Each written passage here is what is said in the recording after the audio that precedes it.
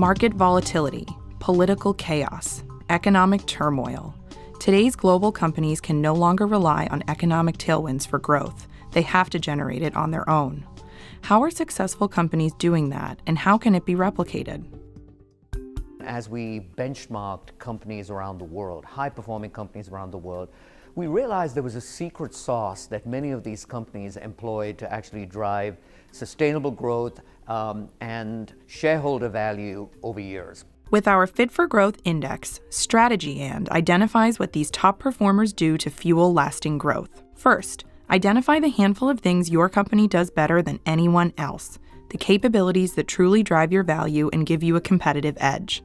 Focus here with laser-like intensity and block out all the other unnecessary noise.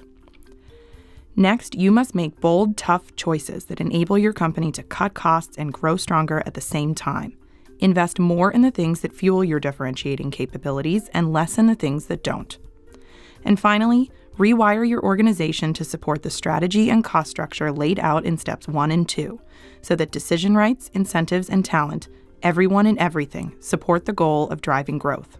The Fit for Growth approach to cost reduction is very strategy-backed because it's tied to capabilities and leads to a company actually increasing costs in some areas while reducing costs in other areas to actually create a self-funding virtuous circle of cost transformation and profitable growth. We looked at 200 leading companies worldwide and compared their financial performance with how well they did against the 3 pillars of the Fit for Growth approach. The market data backed up our findings. Companies that scored well along those 3 dimensions also had higher total shareholder returns, proving that the Fit for Growth Index is a powerful way of quantifying a company's capacity to grow.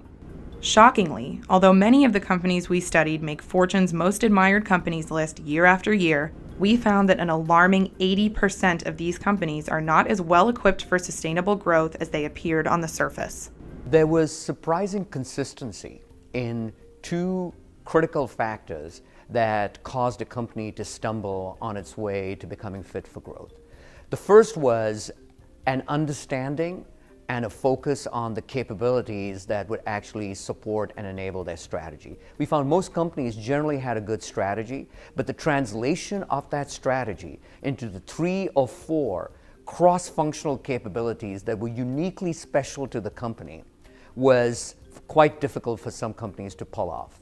We found many companies, those that actually were able to sort of get past strategy and define their capabilities, layered on those capabilities on top of everything else that the company was going to do. They didn't stop doing things. They didn't dial down doing other things that are less important. They basically said, we've got to do all that, plus we've got to basically focus on these capabilities, and that became too overwhelming for them because the organization was focused on too many things.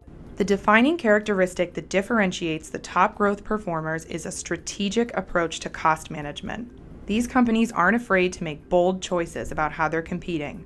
The Fit for Growth approach transforms cost management into a competitive advantage that can propel your company to the top of the market.